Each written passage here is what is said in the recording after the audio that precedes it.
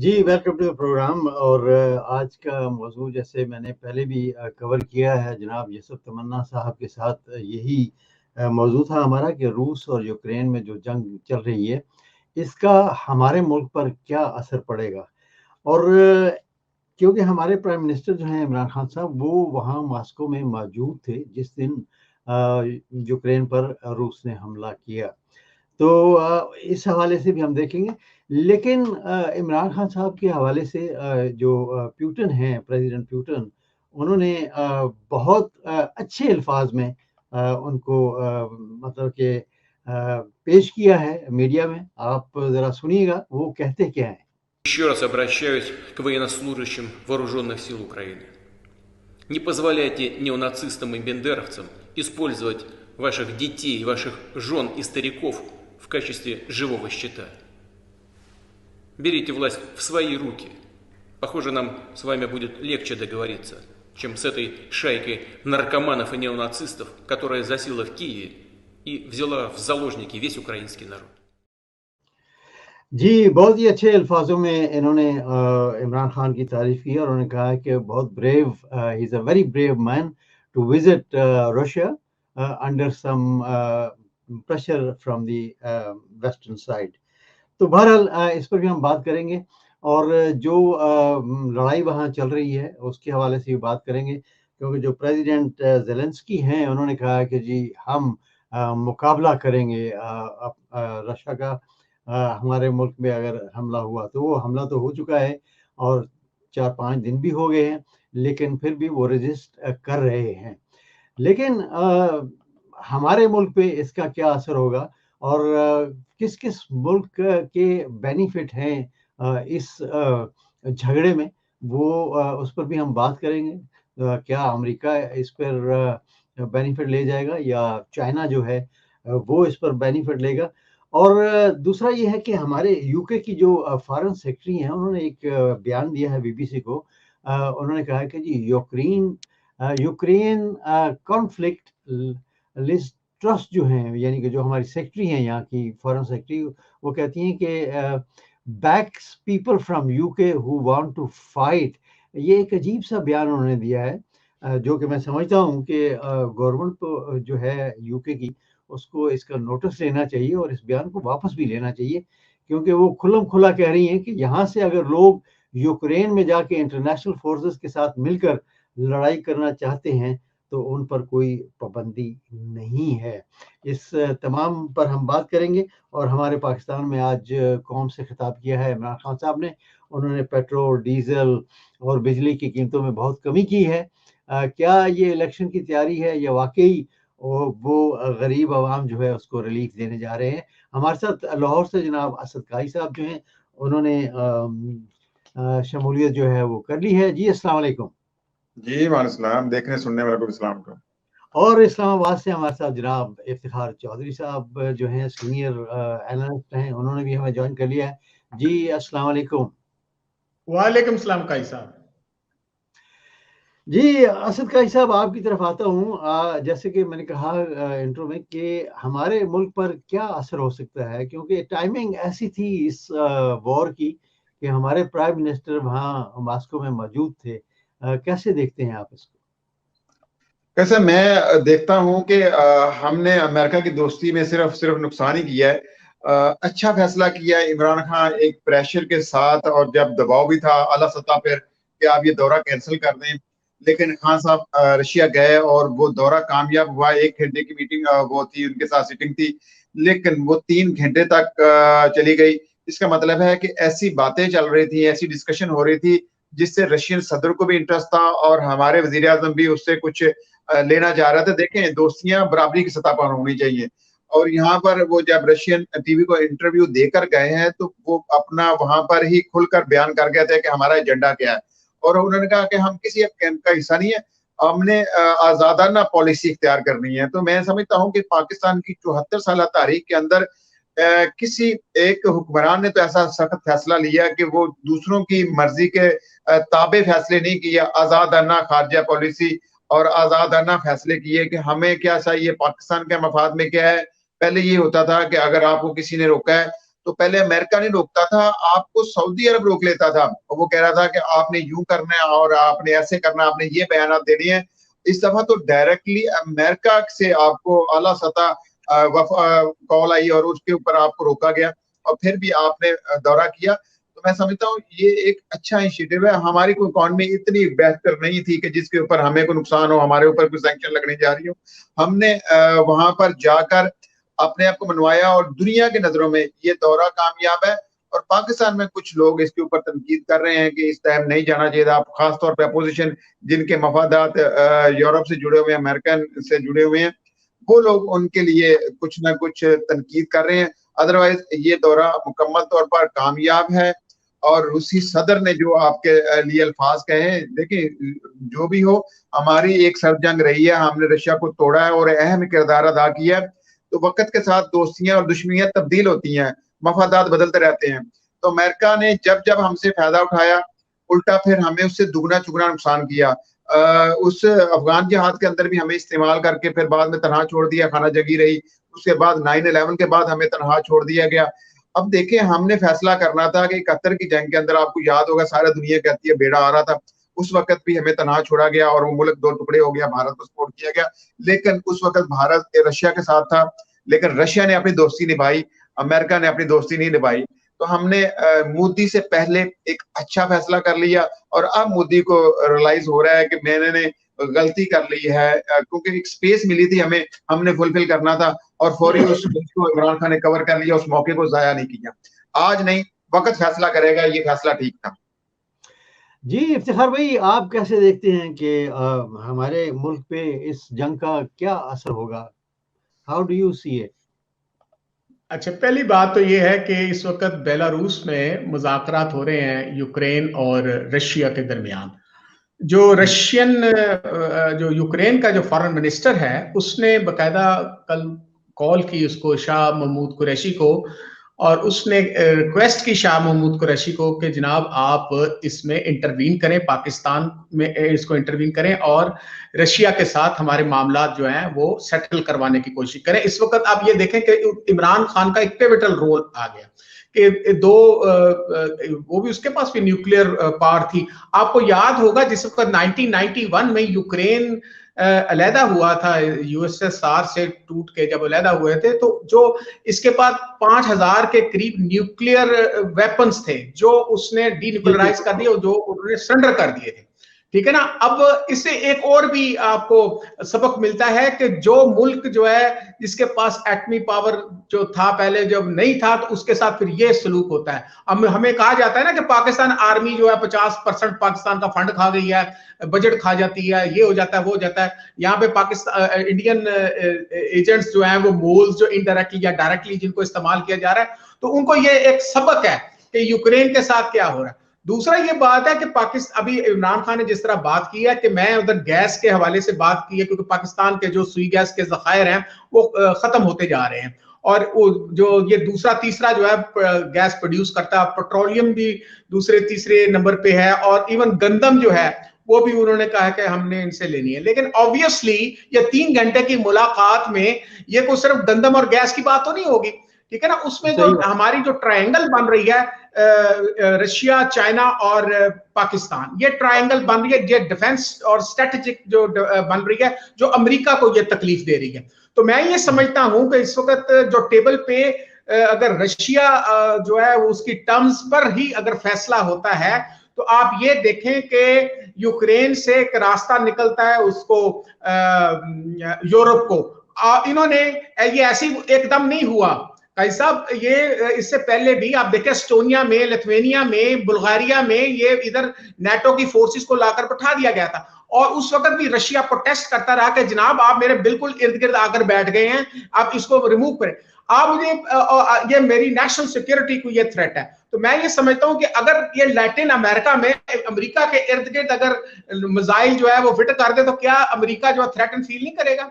अब दूसरा सवाल आपका है कि पाकिस्तान पर इसका इंपैक्ट, हाँ, जब तक ये मामला रिजॉल्व नहीं होता यूक्रेन का और रशिया का, और उसके जो रशियन जो उसकी टर्म्स पर अगर हो, क्योंकि चाइना भी यही चाहता है कि रशियन की टर्म्स पर हो, ताकि पाकिस्तान ये हमारी जो डिफेंस ट्रायंगल है ये काम कर सके।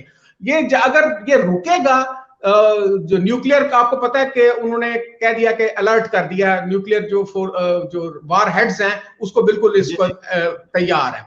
लेकिन अमेरिका को ये पता है, क्योंकि अमेरिका के ऊपर अभी तक लड़ाई नहीं हुई, रशिया के अंदर हुई है लड़ाई, बाकी उधर उस वक्त नहीं बोले। इराक में 10 लाख बंदे मार दिए, फिर बाद में कहा सॉरी, मैसिव जो वेपन्स ऑफ मास डिस्ट्रक्शन वो नहीं मिले, टोनी ब्लेयर ने कहा माफी दे दें, CIA ने कल रिपोर्ट दी। यमन में 10 लाख बच्चे मार दिए, उधर तो ये नहीं बोले, ठीक है ना। अफगानिस्तान में 20 लाख बंदे मार दिए, उधर नहीं बोले। इनको अभी यूक्रेन में अभी 100 बंदा मर गया, और वो भी वो कहते हैं कि यार आप इस कम से कम यूक्रेनियन प्रेसिडेंट को एक नहीं 10 दफा इन्होंने कहा कि जनाबे वाला आप कम से कम न्यूट्रल ले लें, अगर आप नाटो के चमचे बनने को तैयार हो गए, लेकिन कम से कम आप न्यूट्रल रहें। तो हमें जब तक ये वार का जो ये टसल चल रही है, जब तक ये हीट है ये रिड्यूस नहीं होती, उस वक्त तक आप पाकिस्तान और रशिया के दरमियान जो ट्रेड के मामलात हैं वो नहीं चल सकते। और कैसे वो चल सके, क्योंकि प्यूटन ने ये कह दिया कि मैं पाकिस्तान का विजिट करूंगा और मैं साइन करूंगा इसके जो गैस का आप एग्रीमेंट करने जा रहे हैं। तो हमें इससे बहुत फायदा होगा, ट्रेड भी एक्सपैंड करेगी, और इससे जो रशिया का एक और इंटरेस्ट है वो CPEC, OBOR, one belt one road, जो चाइना का एक एम्बिशियस प्लान है, उसके जरिए वो पूरी दुनिया पे जो ट्रेड की सुप्रीमेसी है वो कायम कर सकता है। जी कैसा? जी असद भाई, आपकी तरफ आऊंगा, आप क्या समझते हैं? मैं दूसरे सवाल की तरफ चलता हूँ कि हमारी जो यहाँ UK की जो फॉरेन सेक्रेटरी हैं, उन्होंने एक बयान दिया है और बड़ा अजीब बयान है वो। आप क्या समझते हैं कि इस बयान पे यहाँ की जो हुकूमत है, यहाँ के प्राइम मिनिस्टर जो है, उनको नोटिस लेना चाहिए और जो मुसलमान हैं उनको भी आवाज़ उठानी चाहिए? क्योंकि अगर मुसलमान मुल्क में कोई यहाँ से मुसलमान जाता है तो यहाँ की हुकूमत उनको दहशतगर्द जो है वो करार देती है। उनकी जो सिटीजनशिप है वो भी मतलब है कि ले लेती है उनसे वापस। तो आप क्या समझते हैं कि इस किस्म के बयानात जो हैं वो देने चाहिए हुकूमत में इस ओहदे पर रहने के बाद? मैं बिल्कुल इसको मानता हूँ, नहीं देने चाहिए। देखें, ये जितनी आलमी ताकतें हैं ये अपने मफादात को देखती हैं। इन्होंने तो यूक्रेन को बैटलफील्ड बना दिया है और इनके ही मफादात का तहफ़्फ़ुज़ हो रहा है। मुझे बताएं, एक बंदा आप अपनी मर्जी का लगा देते हैं, फिर उससे अपने मर्जी के काम लेते हैं। मुझे एक चीज समझ नहीं आई, अगर सद्दाम हुसैन उस टाइम सरेंडर कर देता तो पूरा इराक बच सकता था। तालिबान अगर थोड़ा बहुत कहीं ना कहीं आप लचक दिखाते तो अफगानिस्तान बच सकता था। मौका देते हैं। इस वक्त अगर देखा जाए तो यूक्रेनी सदर ने इनको मौका दिया है। रशिया को बार बार वार्निंग देने के बावजूद आपने एक जंग अपनी कौम पर मुसल्लत की, उसने अपनी कौम अपने मुल्क के ऊपर दुश्मनी की है और फिर उसको किसी तरह भी सुलह पे नहीं ले जा रहा और फिर जंग लड़ने पर आमादा है। वो भाग जाता तो शायद कौम के लिए कोई ना कोई रास्ता निकल आता। अब रशिया के उनका मुकाबला नहीं बनता सर। देखें, अगर आप एक हाथी से लड़ पड़ते हैं और आपको अपना पता हो कि मैं क्या हूं, तो फिर आप एक बकरी और हाथी का कोई मुकाबला नहीं है। करण और हाथी का कोई मुकाबला नहीं था, वो उस पर चल दौड़ा है। अब क्या हुआ, आपकी कौम वाला अपना मुल्क बर्बाद कर रहा है। अब इसको सालों लगेंगे। देखें, गैरतमंद जो कौमें होती हैं वो अपने बारे बदले लेती हैं। रशिया को पता था कि 100 साल बाद किसी ना किसी तरीके से मेरे ऊपर यूरोपियन दोबारा चढ़ेंगे, तो उसने पहल कर दी। देखिए, आज तक अमेरिका ऊपर डायरेक्टली कभी भी जंग मुसल्लत नहीं हुई। वो दूसरों की जगह जाके लड़ता है और वहां पर जाके खेलता है। ये प्यादे उसने रखे हुए हैं। अब मुझे बताएं, जितने लोग जाके नेटो में शामिल होना चाह रहे थे, नेटो में क्या था? नेटो में जाकर ये अपनी वहां पर छतरी लेना चाह रहे थे, उसकी सपोर्ट लेना चाह रहे थे कि कल को हमारे ऊपर रशिया हमला ना करे। और रशिया अभी भी नहीं कर रहा था ना। रशिया ने जब देखा कि ये बार बार उन्हीं के एजेंडे पर चल रहे हैं, उन्हीं को सपोर्ट कर रहे हैं, उनकी फेवर कर रहे हैं, तो रशिया खुलकर सामने आया। और फिर हमारे यहाँ भी कुछ लंडे के लिबरल उनको सपोर्ट कर रहे हैं। देखिए, इराक के अंदर जो मेन फौज थी उस वक्त यूक्रेन की थी। अब यूक्रेन ने अपने ऊपर खुद कुछ हमला किया, उसके हुक्मरान ने अपनी कौम को बर्बाद किया। हम किसी को ब्लेम नहीं कर सकते। अभी भी जो लोग इनके सपोर्टर हैं, यूक्रेन की हमायत में बोल रहे हैं, वो यूक्रेन को जंग से रोक सकते थे। आप जाकर खुदकशी नहीं कर सकते थे। हमारे यहाँ भी 9/11 के बाद ऐसा मौका था कि इंडिया भी चढ़ दौड़ा था और बाकी हमारे दुश्मन भी अमेरिका के सपोर्ट में थे। तो इस वक्त अमेरिका बिखरा हुआ था, लेकिन हमने उस वक्त बड़ा एक अच्छा डिसीजन लेकर उसके साथ। असद भाई, मैं जो सवाल मैंने किया था वो जो हमारी यहाँ की UK की जो फॉरेन सेक्रेटरी हैं उनके हवाले से किया। और क्या जो यहाँ पर मुसलमान कम्युनिटी है उसको सामने आना चाहिए, इसके बारे में एक एहतजाज करना चाहिए या नहीं? बिल्कुल जी, देखिए आना चाहिए ना। देखिए मुहज़्ज़ब दुनिया में आपकी काफी लॉजिक हो जाती है, आपके अपना यूनिवर्सल ट्रुथ हो जाता है। देखिए ये तो चीज है ना कि उसने क्या कहा है। हमारे यहाँ कभी ऐसा तालिबान जब यहाँ से होकर जिहाद करने चले गए थे, बाकी जगह जाते हैं तो अभी चचन जो उनके मुजाहिदीन है वो आएंगे तो ये जंग फैलती जाएगी ना। तो ये जंग इनको सपोर्ट करती है यूरोप को। यूरोप यही चाह रहा होता है कि हम किसी तरीके से रशिया को कमजोर करें और इस जंग को लंबा खींच कर लेके जाएं। तो इसलिए बरतानिया, अमेरिका, बाकी यूरोपियन मालिक के मफाद में है और ये इसके ऊपर जल्दी के ऊपर तेल डालते रहेंगे। अब रशिया उसको यूक्रेन को सोचना है कि हमने इस जंग के लिए जल्दी जल्दी से जान छुड़ानी है, अदरवाइज ये आलमी जंग में कन्वर्ट हो जानी है, इसमें कोई दो राय नहीं। ठीक है जी, इफ्तिखार भाई आपकी तरफ आता हूँ और वही सवाल जो आखिर में मैंने किया जी था। सर, मेरा बिल्कुल डिफरेंट पॉइंट ऑफ व्यू है। पहली बात तो ये है कि जब टोनी ब्लेयर ने सॉरी किया था 20 लाख इराकी मारने के बाद कि भी हमसे गलती हो गई, तो मैं ये समझता हूं अब इराकी जो हैं और यमनी जो हैं और ये जो अफगानी जो हैं, ये जिस तरह इस लेडी सेक्रेटरी ने बात की है, वो उनको फिर इनको भी पूरा हक हासिल है कि वो तो कन्फेशनल स्टेटमेंट दे चुके हैं कि जनाब हमसे गलती हो गई है। तो अब ये बरतानिया के अंदर जाकर अगर ये बरतानिया के गवर्नमेंट के लोगों को मारते हैं, उनके फौजियों को मारते हैं, तो वो बिल्कुल जायज है, ठीक है ना, क्योंकि वो तो सॉरी कर चुके हैं। दूसरी बात यह है कि यूरोप कभी भी नहीं चाहेगा कि मैं न्यूक्लियर वॉर में आऊं। अब देखें, एक बड़ी अहम मीटिंग हुई थी रमजान कादरियोव, ये जो चेचनिया का सदर है और जो व्लादिमीर पुतिन के साथ इमरान खान के साथ मीटिंग हुई है। ये वो शख्स है जो काउंटर कर सकता है तालिबान को और जिस चेचनिया का ये सदर, और इसके जरिए आपको याद होगा कि व्लादिमीर पुतिन ने इस्लामोफोबिया के खिलाफ पहला वो बंदा था जो, हालांकि वो नॉन मुस्लिम, वो तो अल्लाह को नहीं मानते, ठीक है ना, उसने इस्लामोफोबिया के बारे में पहली स्टेटमेंट दी है जिसको इमरान खान ने सराहा है। तो वो यूनाइट कर रहा है मुसलमानों को। अगर ये उधर से कोई अटैक करते हैं ये अफगानिस्तान को, अफगानिस्तान के बारे में कहा, चाइना ने कहा था कि जनाबे वाला आप जो अफगानिस्तान को इस सी पैक में, इस रूट में लेके आए ताकि उनका ट्रेड साफ हो। जहां तक इस सेक्रेटरी ने बात की है, ये बिल्कुल काबिले मजम्मत है। इसका मतलब क्वीन एलिजाबेथ को अगर मेरी ट्रांसलेट करके बताएं, इसका मुआवजा करना चाहिए। ये तो इस तरह का वो तो कह रही है कि दूसरों के, ये फिर इनको क्यों कहती है, जहां से जो पाकिस्तान से मुजाहिदीन जाते हैं, चाहे वो पॉलिटिकल जमातों के जाते हैं या वैसे इनको लेकर भेजे जाते हैं कश्मीर के अंदर या अफगानिस्तान के अंदर, या कहा जाता है कि दूसरे ममालिक में जाते हैं, तो इनका कोई हक नहीं है। सुडानीज भी जाते हैं दूसरे ममालिक में। तो हम ये समझते हैं कि इस किस्म के जो स्टेटमेंट्स हैं वो देखना चाहिए। और दूसरा, ये एक और मैं बात बताऊं कि MI5 MI6 ये जो ब्रिटिश इंटेलिजेंस है और दूसरे ये प्रवोक तो करते हैं यूक्रेन। तो यूक्रेन का सदर तो रो रहा था उस टीवी के ऊपर के भाईजान मैंने 27 मुल्कों के सरबराहों को फोन किया और किसी ने हमें लिफ्ट नहीं कराई। और अमेरिका जो है वो तो बुजदिल इस तरह था, क्योंकि उस पर अभी हमला नहीं हुआ न्यूक्लियर, अगर उस पर डायरेक्ट हमला हो तब उसको पता चले। वो तो अमेरिका दूसरी कंट्रीज में तो वॉर वो कर लेता है, इन्वॉल्व करता है, इन्विजन करता है, लेकिन अब उसका जो वेस्टेड इंटरेस्ट है वो कभी भी नहीं, वेस्ट कभी भी नहीं चाहेगा कि उसकी गैस बंद हो जाए। आप देखें ये रशिया के साथ इनकी डील चल रही है, वो कहते हैं हम साइबर हमले जो हैं वो इस तरह की, हम उनके जो स्विफ्ट बैंक अकाउंट्स हैं वो बैन कर देंगे, ये कर देंगे, लेकिन वो कभी बर्दाश्त नहीं कर सकेगा, क्योंकि अगर वो एक भी न्यूक्लियर वार होती है, आपको पता है कई साहब के 30 साल के लिए सूरज नहीं निकलेगा। आपका पॉइंट आ गया इफ्तिखार भाई, thank you very much. Asad भाई आपकी तरफ लास्ट क्वेश्चन लेकर आता हूं कि इमरान खान साहब ने आज कौम से खिताब किया, क्या ये खिताब इलेक्शन की तैयारी थी या वाकई गरीब आवाम जो है उसको रिलीफ देना है? कैसे ये किसी ने ब्रीफ किया खान साहब को और अच्छा ब्रीफ किया कि खान साहब आप इतना मेहनत करके कौमी एग्जामिने में कुछ पैसे भर रहे हैं, तो मुझे लगता है काफ लीग को भी समझ थी। याद है आपको जब मुशर्रफ साहब जा रहे थे तो उस टाइम 16 या 18 अरब डॉलर खजाने में थे, और उस वक्त जो लुट चाहिए, उस वक्त जो निगरान सेटअप आया था उसमें आटा और चीनी का बहरान आया जिसने काफ लीग को खुडे लेने लगाया और बुरी तरह उनको शिकस्त हुई।